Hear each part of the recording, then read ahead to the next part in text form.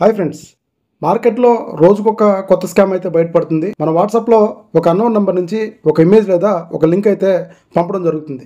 మన పొరపాటున ఆ ఇమేజ్ డౌన్లోడ్ చేసుకున్నా సరే, ఆ లింక్పై క్లిక్ చేసినా సరే మన ఫోన్లో మాల్వేర్ ప్రవేశించి మన ఇన్ఫర్మేషన్ మొత్తము హ్యాకర్స్ చేతికైతే వెళ్తుంది.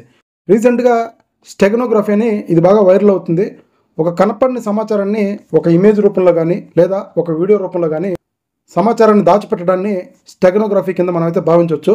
ఇది కాకుండా మన ఫోన్లో ఉండే మన ఫ్రెండ్స్ గ్రూప్ నుంచి కావచ్చు లేదా మన ఫ్రెండ్ నుంచి కావచ్చు ఫొటోస్, వీడియో, సో ఇవి వాటంతా అవే డౌన్లోడ్ అవుతుంటాయి. సో వాట్సాప్లో నేను చెప్పబోయే ఈ 2 టిప్స్ మీరు కానీ ఫాలో అయితే ఎటువంటి ఇమేజెస్ కానీ వీడియోస్ కానీ వాటంతా అవే డౌన్లోడ్ కాకుండా మనమైతే జాగ్రత్తగా ఉండొచ్చు.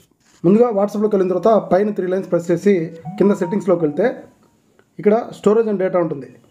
కిందకు వస్తే when using mobile data, so ఇక్కడ ఫొటోస్, ఆడియో, వీడియోస్ అన్నీ టిక్ మార్క్ ఉన్నాయి. సో వీటన్నిటి తీసేసి ఓకే చేయండి. ఓకే చేసిన తర్వాత మన మొబైల్ డేటాలో ఉన్నా కానీ మన ఫోన్లో ఎటువంటి ఇమేజెస్ కానీ వీడియోస్ కానీ డౌన్లోడ్ కావు.